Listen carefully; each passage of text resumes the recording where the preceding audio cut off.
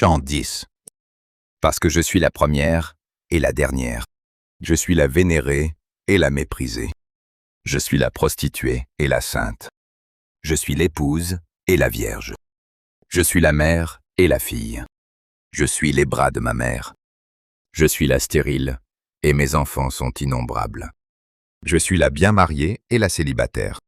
Je suis celle qui donne le jour et celle qui n'a jamais procréé. Je suis la consolation des douleurs de l'enfantement. Je suis l'épouse et l'époux. Je suis la mère de mon père. Je suis la mère de mon mari. Et il est mon fils rejeté. Respectez-moi toujours, car je suis la scandaleuse et la magnifique. Hymne qui me tient à la déesse. Et Jorel plana un instant dans le vide, simple courant d'air frais descendant du sommet de la falaise. Lorsqu'il s'était penché au-dessus du vide, il avait immédiatement remarqué le petit cirque, dans lequel était construit un bâtiment à l'architecture étrange. Fait en pierre bleutée, incrustée d'émeraude, l'architrave partait en spirale et en volute, conférant ainsi à l'endroit une élégance sombre qu'Égérel n'avait rencontrée nulle part ailleurs sur le plan d'existence humain. Soudain, une silhouette désarticulée jaillit du milieu de la falaise et s'écrasa droit sur le bâtiment en question, passant au travers de la toiture. Égérel marqua quelques instants d'hésitation. Il avait tout de suite reconnu la mercenaire nubienne qu'il suivait depuis Thèbes. Personne ne pouvait survivre à une chute pareille. Elle était donc morte, ainsi que l'était probablement son compagnon, qui s'était aventuré avec elle dans le pic rocheux. Il pouvait se rendre près de son maître à Thèbes, qui le libérerait peut-être en lui permettant de retourner dans le puits astral dont il était issu. Pourtant, même si ce raisonnement était tentant, il devait bien admettre qu'il n'était pas tout à fait honnête et que le véritable but de sa mission n'était pas rempli. But mystérieux qui se trouvait vraisemblablement dans cette étrange bâtisse. Mentir à Baruch Vanak ne lui posait aucun problème de conscience. C'est juste qu'il ne pouvait pas. Le sorcier l'avait lié avec des sortilèges puissants qu'il ne pouvait défaire, et cette magie l'obligeait à tout mettre en œuvre pour réussir sa mission. Et puis, il y a la curiosité personnelle, aussi. Pensa le Sériim pour se rassurer. Il y avait là une présence terrifiante, ancienne, plus ancienne que les grandes pyramides, plus ancienne que les premiers empires humains. Elle était là, qui palpitait et rayonnait de puissance, faisant frémir le Sériim.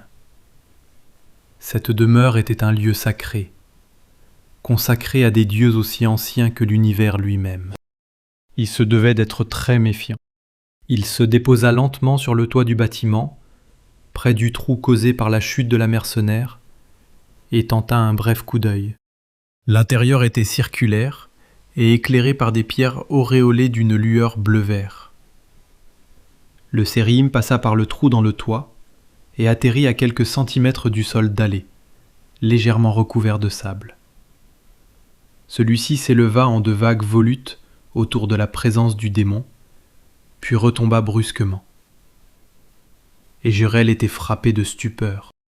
Au fond de la salle se trouvait une gigantesque statue. Elle représentait une femme ailée, totalement nue, assise, les jambes écartées et ramenées contre sa poitrine. Ses pieds se terminaient en griffes acérées, et devant sa poitrine opulente, elle tenait un calice. Il se dégageait de cette œuvre une impression de sauvagerie inouïe, force indomptée de vie et de mort, de séduction et de cruauté. Pas un instant le démon de sa classe ne douta qu'il se trouvait devant une représentation de la déesse Lilith, ennemie éternelle de son maître. Quel artiste a pu, dans des temps immémoriaux, créer une telle obscénité? Tous les détails sordides du corps humain féminin s'y trouvent. Ajoutant à ce tableau impie, un œuf énorme se trouvait en dessous du calice, entre les cuisses de la déesse, comme si elle venait de l'accoucher. Un œuf en émeraude polie, de la taille d'un sarcophage. Égérel eut un mouvement de recul. Il avait l'impression que la statue le contemplait de son regard de feu. Mais ce qui intriguait le plus le démon, c'était cette source puissante d'énergie qui semblait émaner de la statue. Le plan physique n'était que le premier niveau d'existence, celui que tous les humains percevaient.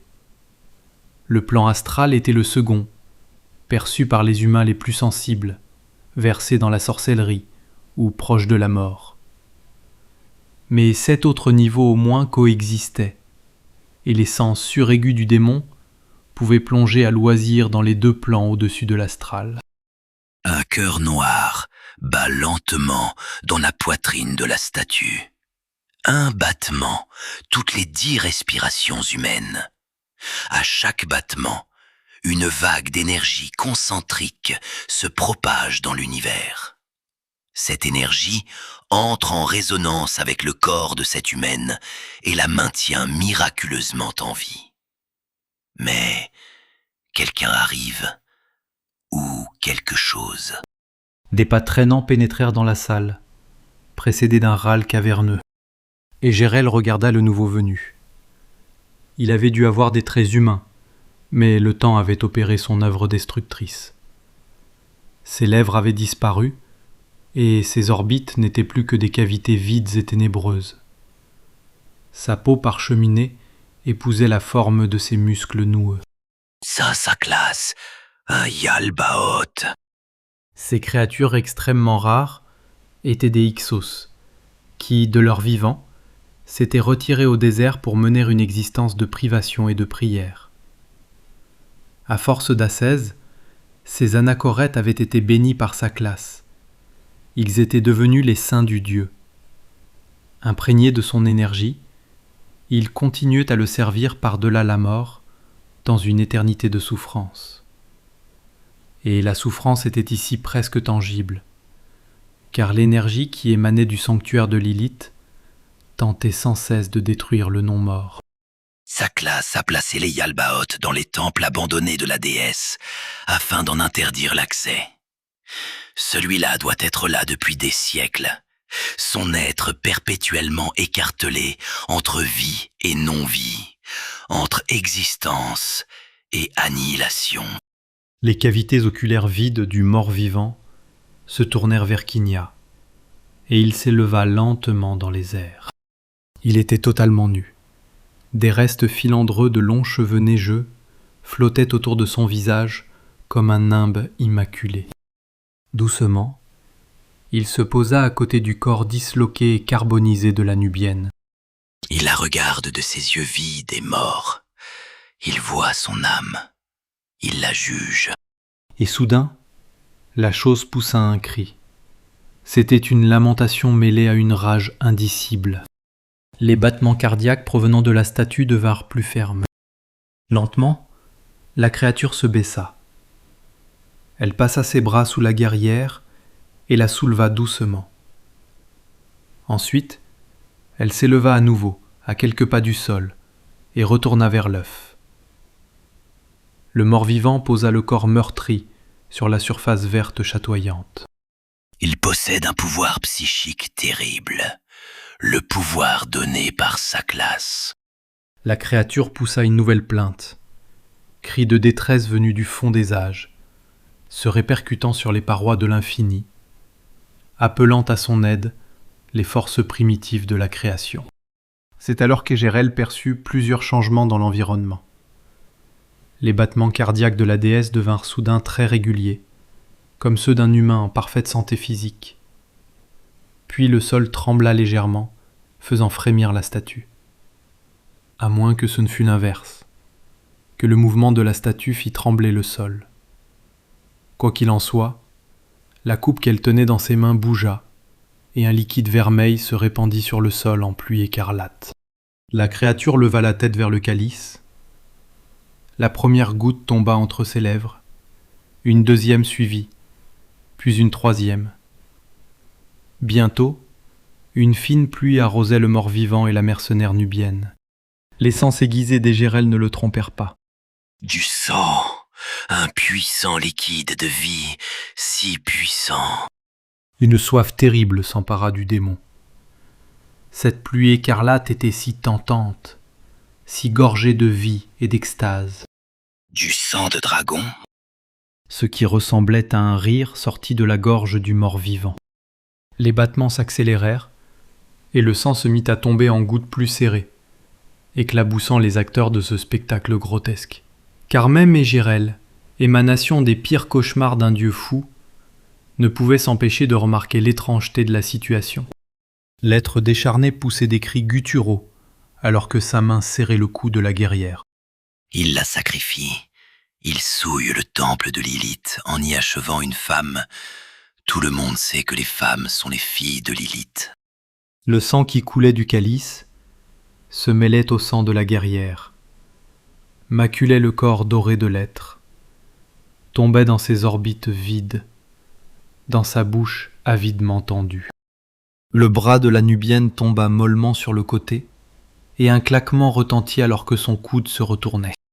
Pour une raison que j'ignore, la mercenaire a ravivé l'énergie de la déesse en ces lieux. Ne dit-on pas que Lilith se trouve en chaque femme? À moins que dans la grotte, elle ait passé la grande initiation, celle par les 4 éléments, la terre, l'eau, le feu et l'air.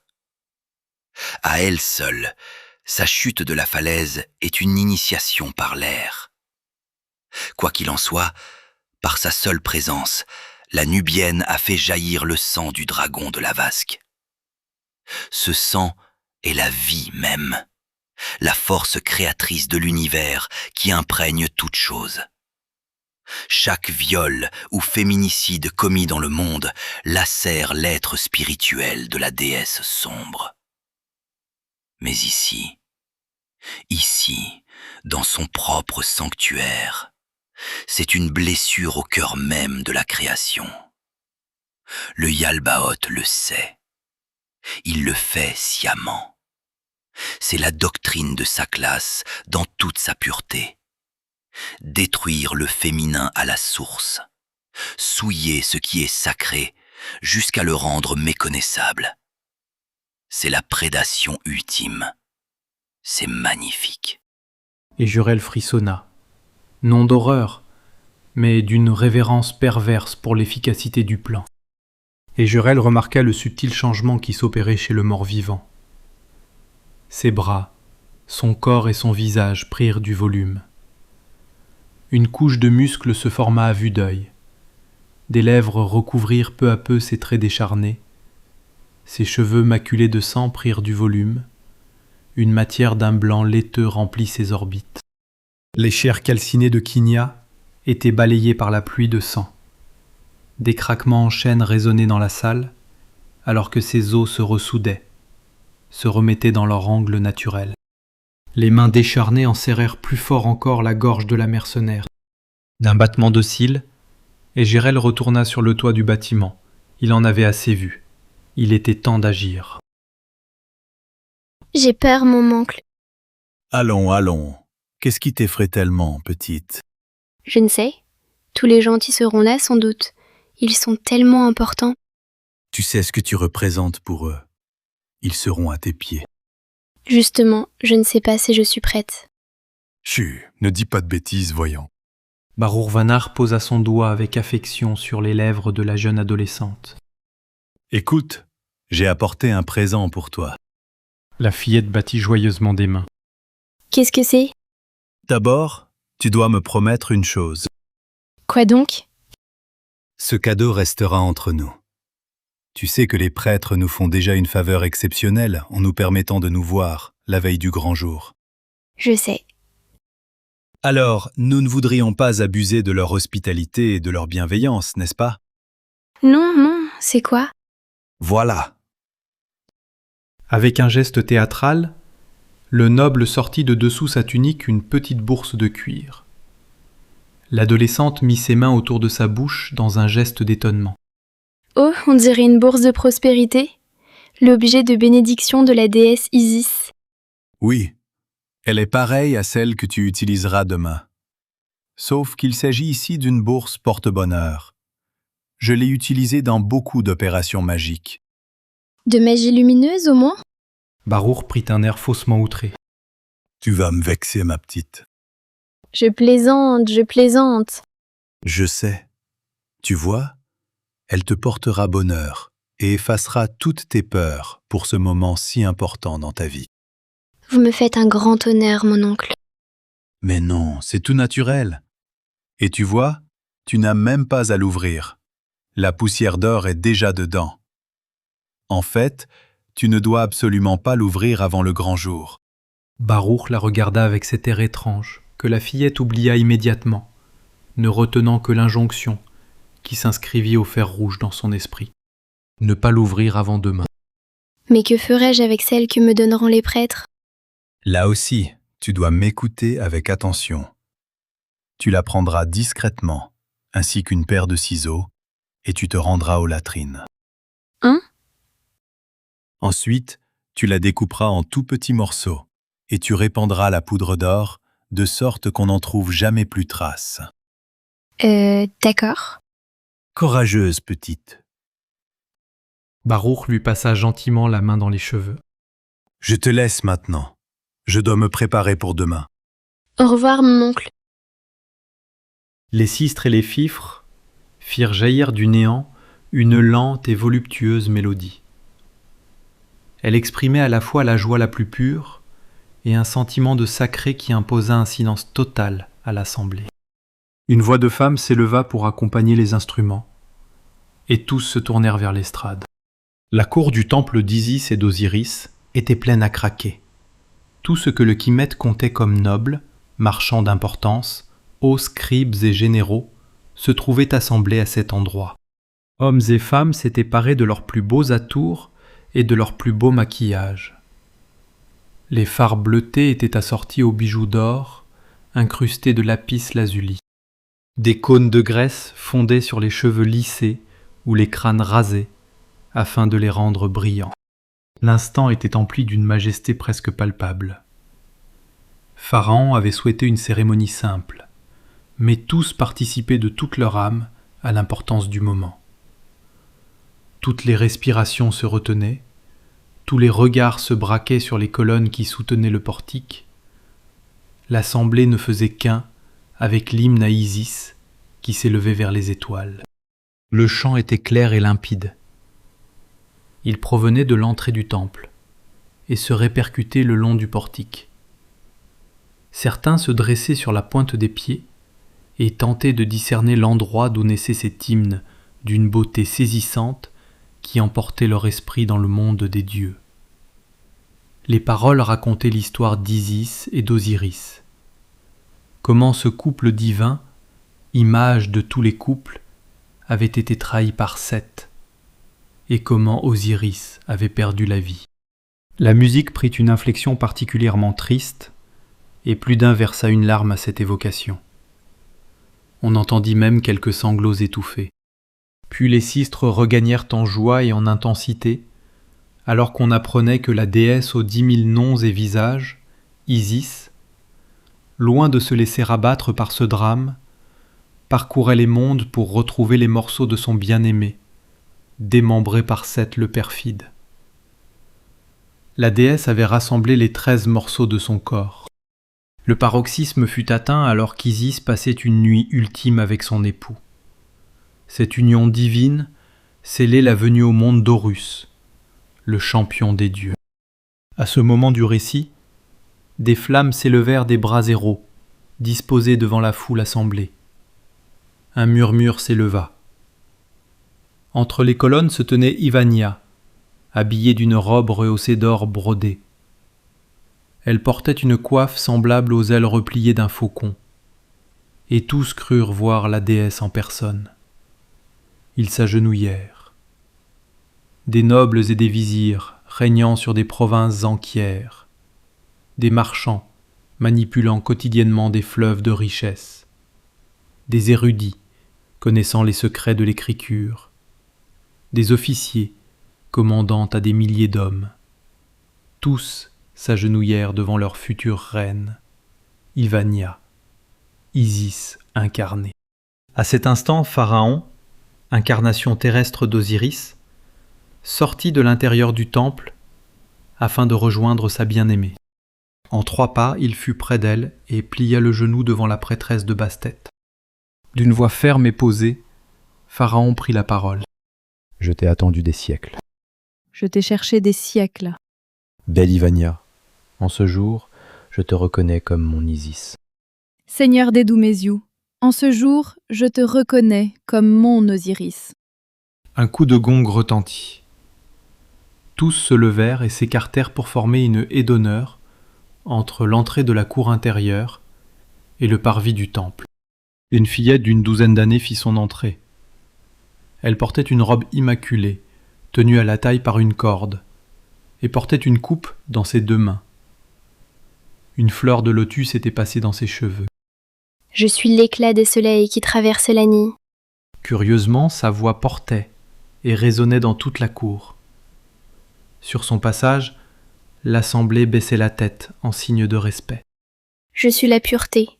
À travers moi parlent tous les enfants de la déesse. Elle traversa la cour d'un pas égal et solennel. Arrivée devant les marches du perron, elle marqua une seconde d'hésitation, impressionnée par la présence du couple royal.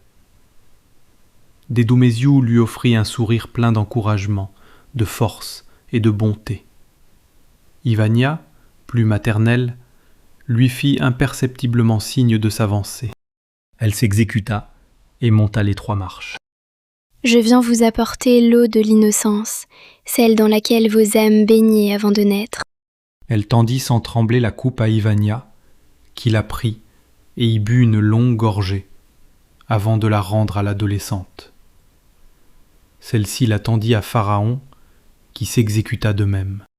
L'enfant déposa la coupe à ses pieds et prit le lotus qui ornait ses cheveux. À toi, ô Isis incarnée, je donne le lotus, fleur de l'éveil et de la sagesse. Puisses-tu connaître l'un et offrir l'autre à ton peuple. Ivania lui prit délicatement le lotus des mains.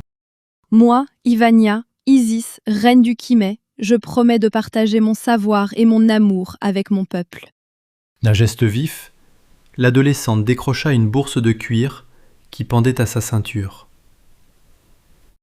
À toi, ô Osiris incarné, je donne la poussière d'or, la chair des dieux, la prospérité. Puisses-tu la partager avec ton peuple. Des Douméziou plongea sa main dans la bourse. Moi, des Douméziou, Osiris, roi du... Pharaon retira précipitamment sa main de la bourse et la considéra quelques instants avec stupeur. Dans le même temps, la bourse se tordit dans les mains de l'adolescente et s'ouvrit complètement. Un énorme scorpion noir en jaillit. En 2 battements de cœur, il fut sur l'avant-bras de la jeune prêtresse, enfonçant son dard dans sa chair tendre. La foule hurla d'horreur, et les gardes royaux dissimulés à l'intérieur du temple se précipitèrent. Ils trouvèrent une reine éplorée qui se tenait entre 2 corps convulsés dans les affres d'une agonie douloureuse. Ainsi s'achève le 2e tome du cycle du Kimet. Merci pour ton écoute. Je te donne rendez-vous pour très bientôt pour le 3e et dernier tome, La Cité des Morts.